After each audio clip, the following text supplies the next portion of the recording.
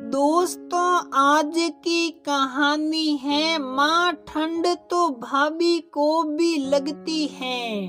दोस्तों, कहानी शुरू करने से पहले अगर आपने हमारे चैनल को सब्सक्राइब नहीं किया है तो सब्सक्राइब कर लीजिए ताकि आपके पास पहुंचे हर नया वीडियो।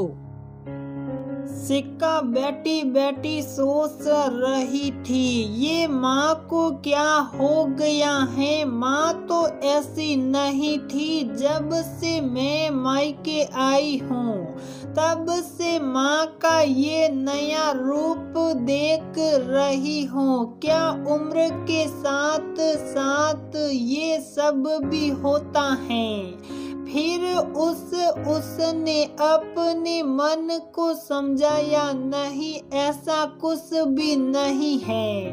मैं मम्मी से बात करूंगी। तभी सिक्का की मम्मी केतकी ने आवाज लगाते हुए कहा, सिक्का जरा इधर तो आना बेटा, क्या कर रही है वहाँ रसोई में भाभी के साथ।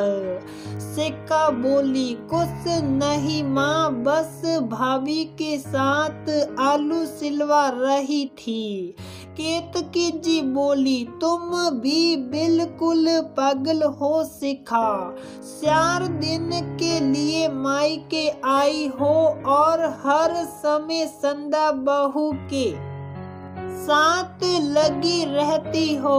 अरे यहाँ मायके में आकर तो आराम कर लो, वहाँ ससुराल में तो दिन रात काम में लगी रहती हैं। और फिर देख इतनी ठंड पड़ रही है, आओ मेरे पास बैठो, हीटर जल रहा है, हाथ सेक लो और मुझसे भी बातें कर लो। अरे कोई लड़कियां मायके में आकर के काम थोड़ी ना करती हैं जो तुम हर समय संकोच बस संदा बहू के साथ लगी रहती हो। सिक्का बोली, आपको ये क्या हो गया है। मैं ससुराल में भी तो काम करती हूँ और फिर वहाँ पर मेरी सासू माँ भी मेरी बहुत हेल्प कर देती हैं। आपके पैरों में प्रॉब्लम है इसलिए आप कुछ नहीं कर पाते हो तो मुझे तो कम से कम मत रोकिए। अकेली भाभी कितना काम करेगी और आजकल काम वाली भी नहीं आ रही है तो मैं थोड़ा बहुत काम करवा लेती हूँ भाभी के साथ। तो क्या मैं थक जाऊंगी और फिर मम्मी ठंड तो सभी के लिए है ना। जैसे आपको मेरी चिंता हो रही है वैसे भाभी की भी किया करिए। भाभी को भी तो ठंड लगती है। आज सुबह तो भाभी खुद कह रही थी, भगवान ठंड जल्दी से चली जाए, हाथ पैर सुन पड़े जा रहे हैं। और मम्मी जी की क्या हालत हो रही है, धूप निकल नहीं रही है। मम्मी जी के घुटनों में इतना दर्द है। मैं भी काम की वजह से इस समय उनका ध्यान नहीं रख पा रही हूँ। भाभी आपके लिए इस तरह से सोच रही हैं। मम्मी आप तो कभी बहू बेटी में इतना फर्क नहीं करती थी, फिर आज क्या हो गया है आपको।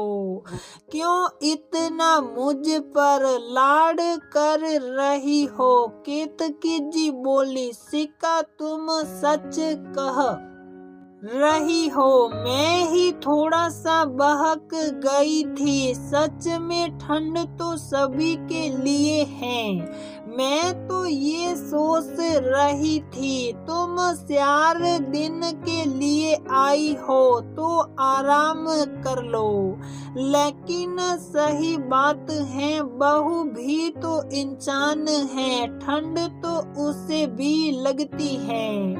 अब मैं आज से ही संकल्प लेती हूँ कि तुम्हें जो करना है तुम भाभी के साथ करती रहना, मैं नहीं बोलूंगी। सच में जो बहू मेरा इतना ख्याल रखती है, मैं उसका जरा भी ख्याल नहीं रख पाती।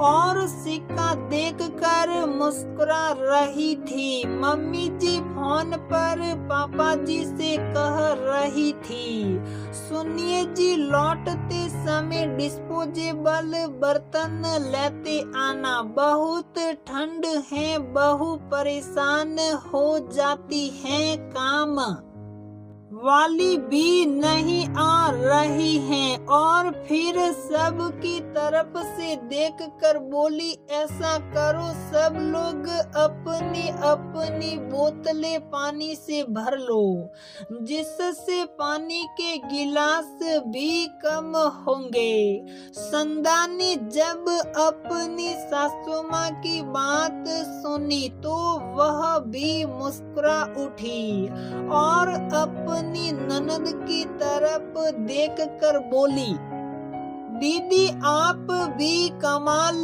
करती हो, मेरा कितना ध्यान रखती हो। तभी तो जब आपको मायके आना होता है तो मेरा दिल खुश होता है कि मेरा ध्यान रखने वाली मेरी प्यारी सी ननद रानी आ रही है।